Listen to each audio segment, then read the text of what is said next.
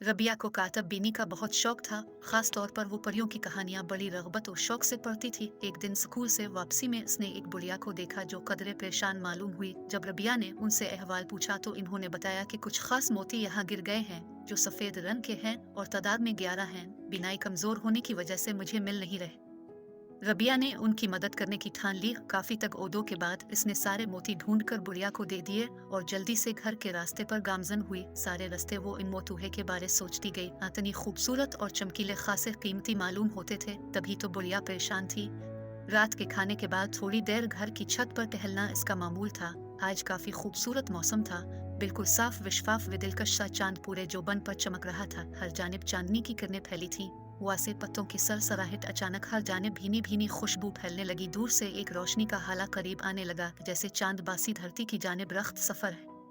आहिस्ता आहिस्ता मंजर साफ हो रहा था। इसकी अलिफाड़न कुछ तितली की मानिंद थी। बिलाखिर वो करीब आ गई। वो एक बहुत हुसैन और जमील सफेद लिबास में मलबूस, हाथ में छड़ी लिए एक पी थी। चांद की किरणों से बना आंचल इसका, हाथ में लिए मोतियों की छड़ी, चेहरे पे हर वक्त नूर का हाला, जिस्म है जैसे चांदनी की मूरत। रबिया थोड़ी सी परेशान हो गई, लेकिन प्री ने इसे हौसला दिया कि वो इसके एहसान का बदला चुकाने आई है।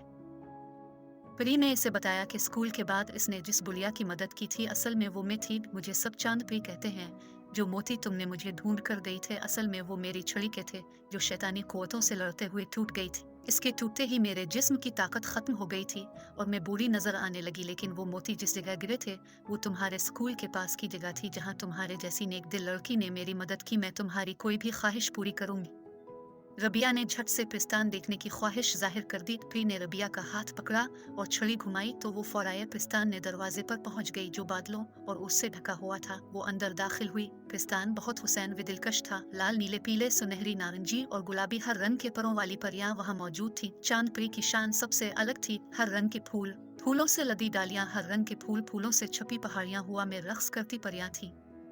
बिल वपेवल की गलियां, हर जानिब फितरत का रंग फैला हुआ था। उसके साथ ही चांद प्री ने एक शानदार दूध का इंतजाम किया जिसमें सब परियां मधु थी। खाने में शहद, अनवा अकसाम के फल और मिठाइयाँ पेश की गई। फिर महल में घूमने के बाद वो एक लाइब्रेरी में गई, जहाँ से उसने कहानियों की किताब साथ ले जाने के लिए रख ले। अब वापस जाने का वक्त आ गया था। रबिया सब परियों से मिली और चांदप्री से इजाजत चाही। फिर उसने छड़ी घुमाई और रबिया वापस अपने घर में मौजूद थी। इसके हाथ में बहुत सी किताबें थीं। चांदप्री ने इसे तोहफे में दी थी और वो बहुत खुश थी।